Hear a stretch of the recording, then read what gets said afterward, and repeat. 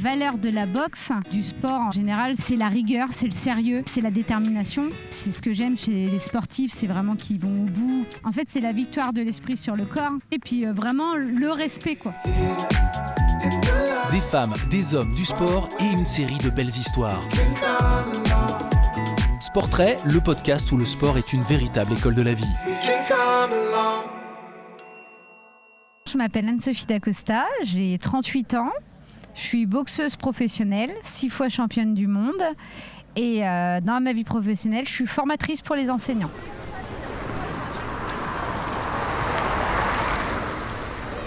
J'ai grandi à Reims.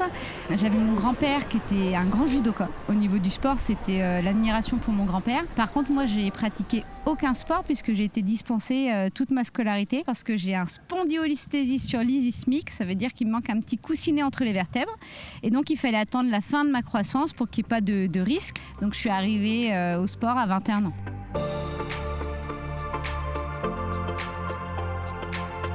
Le déclic, en fait, donc je ne pratiquais pas du tout de sport et un soir, j'ai pu assister à un combat de boxe qui n'était pas de la boxe anglaise, c'était de la boxe américaine. C'était dans mon village à Vitry-les-Reims et j'ai vu le boxeur arriver.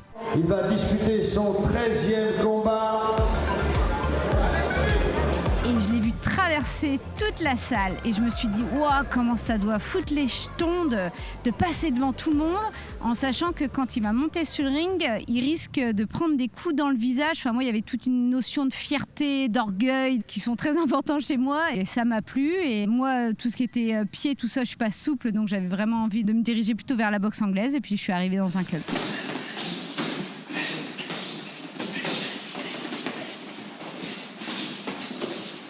Quand je suis arrivée dans mon club de boxe anglaise, je suis quelqu'un de très féminine et en plus à ce moment-là j'avais des rajouts longs jusqu'aux fesses.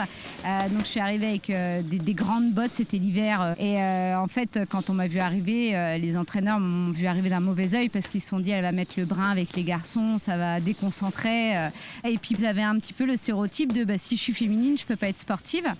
Donc ils ont dit on ne veut pas d'elle dans le club et le trésorier a dit si on va la faire payer et puis on s'en occupera pas et puis on la reverra plus jamais puis on aura gagné une licence dans le club.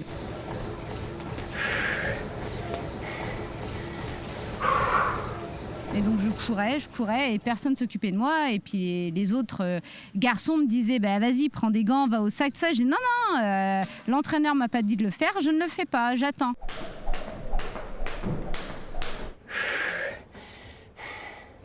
Et puis je me suis dit, on va voir qui va craquer en premier. Et puis au bout de 2 semaines, il a commencé à s'approcher, à me poser des questions, à venir m'entraîner. Et après, il m'entraînait même beaucoup. Et les garçons disaient, arrête d'être toujours avec Sophie. Mais en fait, ce qui l'intéressait, c'était que moi, quand il m'expliquait un truc, je baissais pas les bras. Donc ça a matché entre nous à partir de là.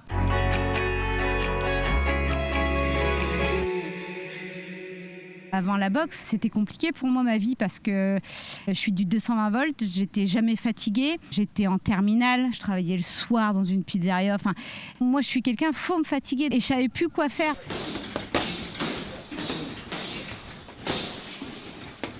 La boxe, c'est simple, on fait un bon entraînement et on est crevé. Et moi, ça m'a canalisé vraiment, ça m'a apaisé.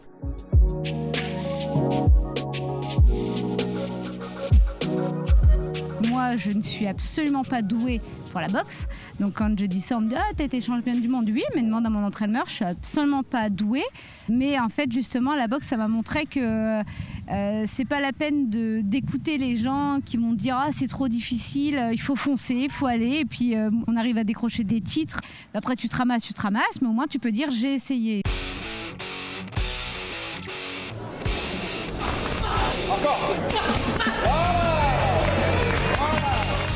J'ai pas de préférence dans mes 6 championnats du monde parce que chacun a une saveur différente. Anne-Sophie Dacosta. Les souvenirs, c'est toujours la difficulté. Voilà, des souvenirs où je suis avec mon entraîneur, où j'ai pris par exemple des coups, je suis en sang parce que j'ai l'arcade complètement ouverte, j'ai le crâne aussi au-dessus ouvert et j'arrive dans le coin et je vois mon entraîneur en panique et c'est moi qui lui dis hey, c'est bon, on se calme, détends-toi. Je voyais tout l'amour de mon entraîneur qui s'inquiétait pour moi, donc je le rassure alors qu'en fait je suis pas du tout rassurée et je repars encore plus gonflée de fierté en me disant il a peur pour toi, donc il faut vraiment que tu gères le truc parce qu'il faut le rassurer, quoi. Championne du monde.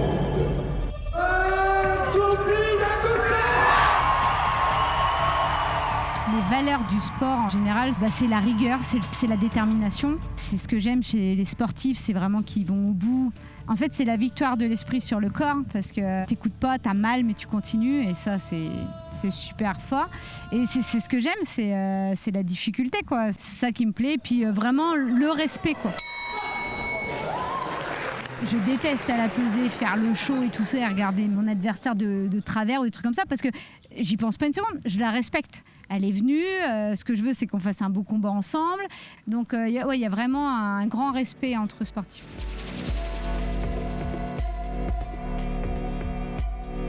Quand j'ai commencé à être maîtresse, j'ai tout de suite vu, parce que je devenais entraîneur en même temps, que le côté adolescent me plaisait bien parce qu'il y avait cette complicité qu'on peut avoir avec des gamins entre 11 et 16 ans.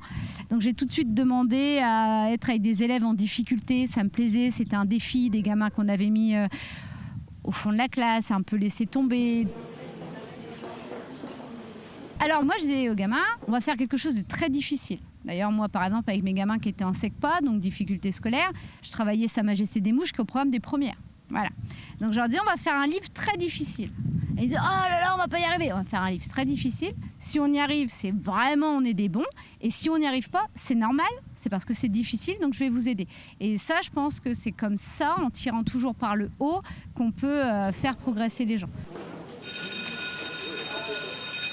Mes élèves savaient très bien ce que je faisais. D'ailleurs, il y avait une de mes élèves filles qui voulait devenir charpentier. Les gamins de ma classe m'ont dit Madame, vous êtes bien boxeuse, pourquoi elle ne pourrait pas le faire ? Et je trouvais ça super que les gamins disent ça. Et donc, elle est partie dans cette branche-là. Et en plus, du coup, elle était soutenue dans la classe par le groupe. Donc, non, c'était bien.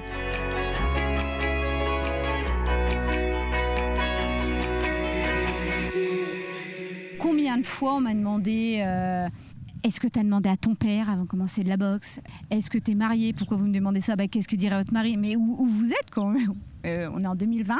J'ai plein de questions comme ça. Ou alors, si c'est moi qui fais la cuisine à la maison, on me dit on pensait que toi, en tant que boxeuse, alors elle peut faire la cuisine quand même. Enfin, quel est le rapport ? Pour moi, il faut faire ce qu'on aime bien.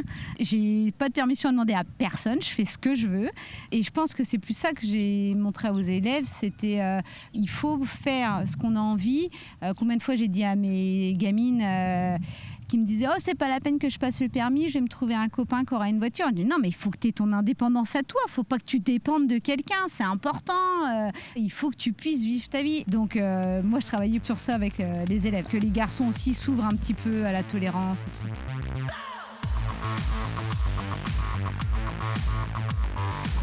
Et puis donc il y a 2 ans, je commençais un peu à m'ennuyer. Et ça, c'est la pire chose de ma vie, c'est de pouvoir m'ennuyer. Je commençais à dire, mais qu'est-ce que je vais faire ? Et puis en fait, il a manqué un prof de philo au lycée à côté et on m'a demandé d'y aller. J'ai adoré. J'ai bien aimé le côté parler à... C'était comme des adultes, ils ont 18 ans, quoi. Et donc, je me suis dit, soit je fais une reconversion là-dedans, soit j'essaye de devenir formatrice pour les enseignants, donc pour les adultes. Et puis, je suis partie dans formatrice pour les enseignants et ça fait 1 an. Et j'aime bien parce que je suis en difficulté. En fait, je suis au début, donc j'ai plein de choses à apprendre. Donc, c'est super. Enfin, c'est plein de défis. Et en fait, c'est ça qui me plaît dans la vie. Il faut toujours que ce soit difficile pour que quand j'obtiens ce que je veux, je me dis, wow, c'était mérité. Donc voilà, il faut toujours passer par la difficulté.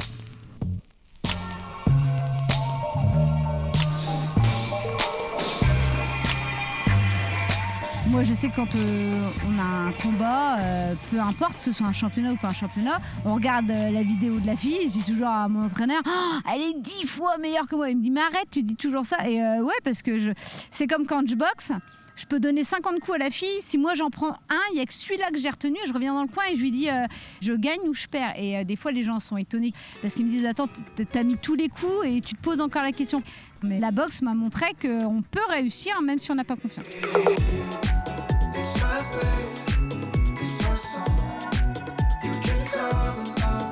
Retrouvez l'intégralité de la série Sportrait sur vos plateformes de podcast préférées et sur Le Sport comme école de la vie, le web magazine de Crédit Agricole.